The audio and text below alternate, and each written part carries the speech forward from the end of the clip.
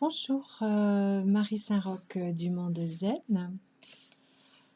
Une vidéo, je ne vais pas dire petite parce qu'il n'y a pas de raison qu'elle soit petite, pour parler de quelque chose qui revient régulièrement pour les gens qui viennent me voir. Ce sont le karma, les mémoires antérieures, des vies antérieures, les liens karmiques, etc.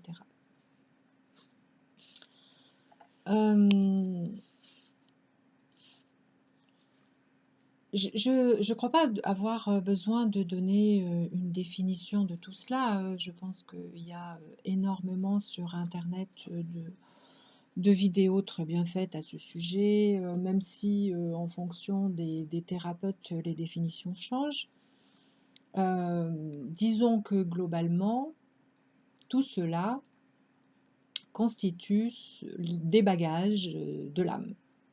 C'est-à-dire que ce sont des mémoires qui sont des mémoires d'âme et non pas des mémoires de cette vie-là. Ces mémoires peuvent être à un moment donné bloquantes et il est parfois utile et nécessaire de les libérer.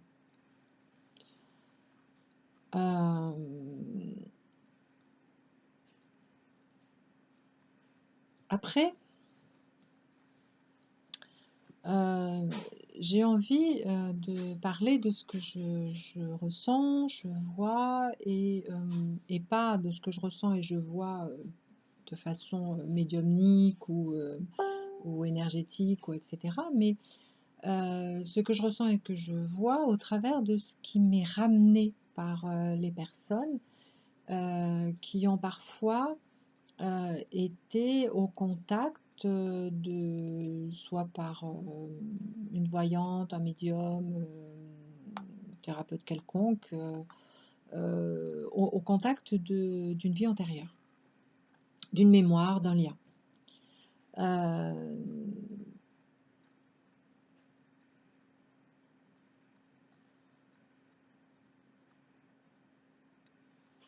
La grande sagesse que nous avons pu puiser au travers du monde oriental, c'est d'apprendre à vivre dans l'instant présent.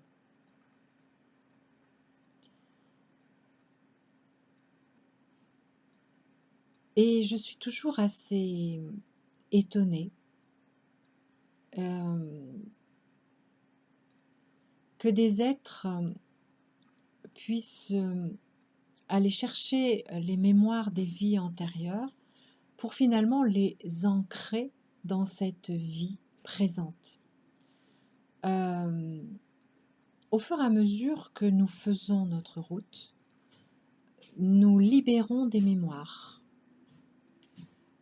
Donc, ce travail-là, il se fait, parfois c'est fait effectivement dans une séance médiumnique ou de thérapie alternative, et peu importe lesquelles, je pense que là-dessus, il y a des tas d'outils différents qui conviennent aux uns et aux autres, et chacun prendra ce qui lui semble bon pour lui-même. Il est important de s'écouter, mais j'ai envie de dire que l'un des grands pièges de ces mémoires, c'est d'aller les chercher. Alors déjà, d'aller les chercher, déjà ça me semble un piège, à vrai dire. Je le dis quand même, hein. Je le dis un peu comme ça, oui. D'aller chercher là, qu'une mémoire vienne à la surface, lors d'un soin par exemple, une mémoire vient à la surface, on la prend, on la dégage, on la libère. Et cela est juste. Donc quand une mémoire arrive à la surface, là, elle sort, elle se libère, c'est le moment, c'est le temps, c'est certainement on a monté une marche, on a gravi des échelons, ça nous permet de libérer cette mémoire. on va peut-être aller voir un thérapeute ou ça va peut-être venir. Moi, vous savez, une fois, j'ai eu une mémoire comme ça, un flash qui m'est venu pendant une conférence. Alors, ça n'avait rien à voir avec une séance de thérapie. Et ça peut arriver, je pense, à tout le monde. Donc, voilà. Eh bien, on accueille, c'est le moment où la mémoire revient à la surface, et donc c'est le moment de la libérer, de la laisser partir, mais sûrement pas d'aller l'ancrer. Alors, l'ancrer, ça veut dire en faire une histoire. Pire, la refaire vivre. Alors, par exemple, si on a eu des liens avec quelqu'un, de dire ah dans une autre vie on a été mari, femme, enfant, père, cousin, voisin, roi et valet, enfin peu importe. Et finalement d'y mettre des mots risque fort finalement de réancrer cette mémoire en nous. Donc je ne suis pas sûre qu'il soit très utile d'aller mettre des mots à ces mémoires, si ce n'est à les libérer et puis à les laisser partir. Elles se libèrent, elles se nettoient. Voilà. On a tout dans cette vie-là, on a tout prévu dans cette vie-là pour que notre karma se nettoie. Il n'y a pas besoin d'aller recréer des vies antérieures pour pouvoir avancer. J'ai envie de dire, c'est le contraire. On est venu dans cette vie avec un nombre de cartons karmiques à débarrasser. Et donc, débarrasser, ça veut dire, on ouvre le carton et on élimine. On laisse s'envoler, on nettoie. On ne fait pas le contraire. On ouvre un carton tout propre et puis on y met toutes nos mémoires et puis on va les porter comme ça en nous. Voilà. Donc ça, je dirais, c'est le premier piège de cette action que l'on peut parfois avoir. J'ai envie de dire presque de se raconter des histoires sur des liens antérieurs, dans d'autres vies. Vous savez, moi, j'ai un exemple autour de moi de quelqu'un qui a comme ça, ça ça a été ma mère dans une autre vie, ça c'est ma sœur ça a été ma sœur dans une autre vie, etc. Et puis finalement, quand on est à côté, quand on connaît un peu l'histoire de la personne, on dit oui, mais dans cette vie-là, finalement, sa sœur, il la voit plus. C'est-à-dire il est allé changer cette sœur qui finalement dans cette vie-là le dérange par une sœur d'une vie antérieure. Et là, c'est loupé. Parce que ce qu'il devrait apprendre dans cette vie-là, il a choisi la sœur qu'il a dans cette vie-là, il l'a voulu, il l'a choisi, c'est pas pour rien. Donc d'aller chercher une autre sœur qui nous plaît mieux, etc., c'est une façon de tourner le dos à sa route et donc de ne pas faire un nettoyage. Donc ça, je dirais, c'est le premier piège, d'aller réancrer ces histoires au lieu de les libérer, les laisser partir. Il y en a certaines, elles sont très positives comme ça, et ça peut aussi parfaitement, ça nous met un peu de la pommade comme ça sur notre orgueil. Ça fait joli, dans une autre vie, j'étais ceci, j'étais cela, etc. Et puis pendant ce temps-là, on se met une belle auréole et puis on nourrit bien cette part de nous qui aime être quelqu'un, quoi, qui voilà. Donc ça, c'est tout le danger de réancrer les vies antérieures, ces morceaux de mémoire qui ne font pas partie de cette vie-là. Or, il faut toujours penser que l'essentiel est ce que nous vivons dans l'instant présent, qui nous sommes là, dans cet instant. C'est pas qui nous avons été, ni hier, ni avant-hier, ni dans une autre vie. C'est qui nous sommes aujourd'hui.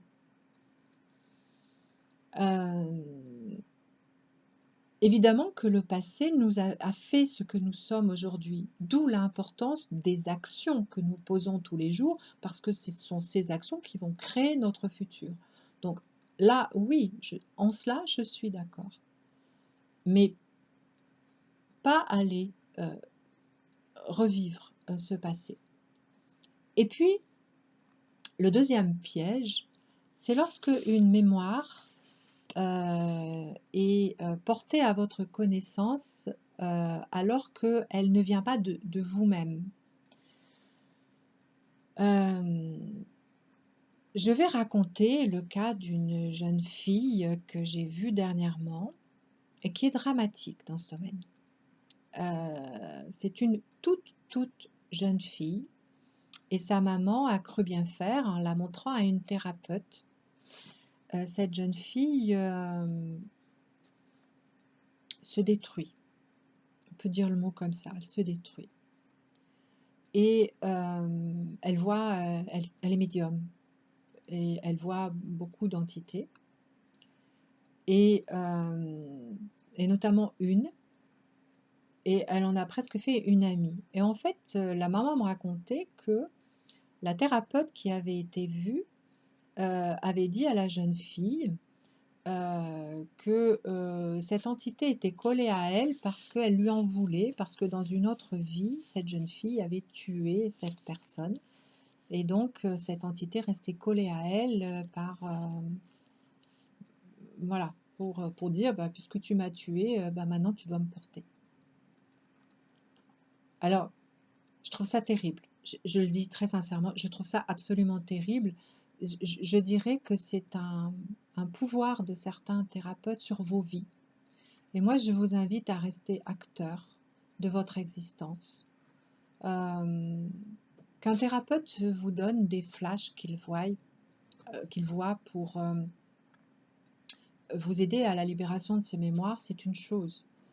Mais qu'il aille comme ça vous raconter des choses qui, au risque de vous culpabiliser et de faire revivre un lien qui n'a pas à être, qui n'a pas à exister, c'est dangereux finalement. Et d'ailleurs, cette jeune fille n'arrive pas à s'en sortir. Et parce que finalement, elle a créé un lien suite à cette rencontre avec cette thérapeute. Elle a créé un lien avec cette entité. Et même si on essaye de la couper, de toute façon, elle retourne à ce lien parce qu'elle se sent coupable au fond d'elle-même, elle culpabilise.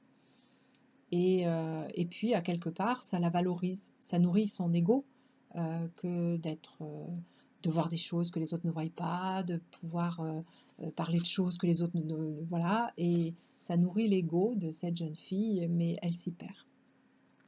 Et ça, c'est dramatique.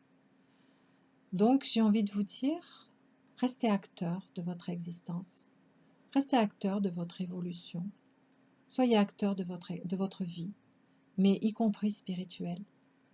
Prenez ce qui vous parle, mais laissez le reste.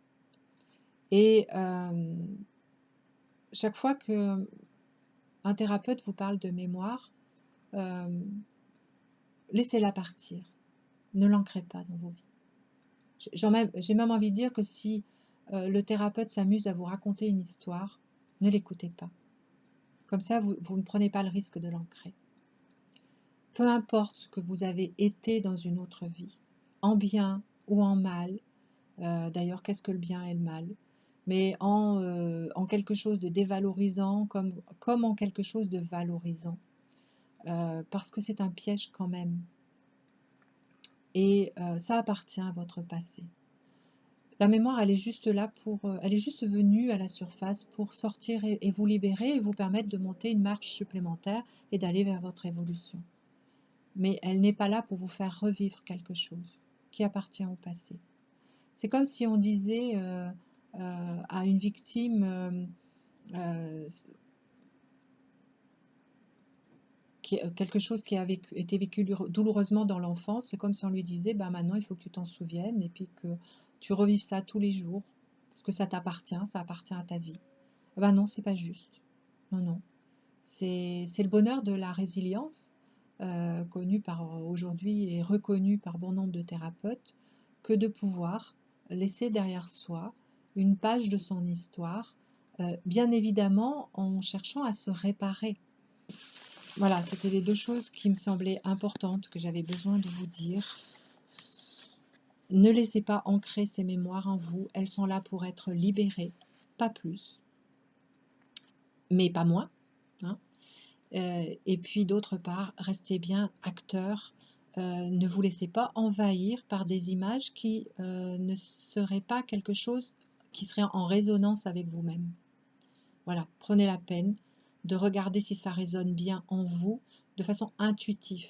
Pas votre mental qui est enorgueilli de ce qu'on est en train de vous raconter, mais vraiment en résonance avec votre être intérieur. Je vous souhaite ainsi de belles libérations de mémoire. Au revoir.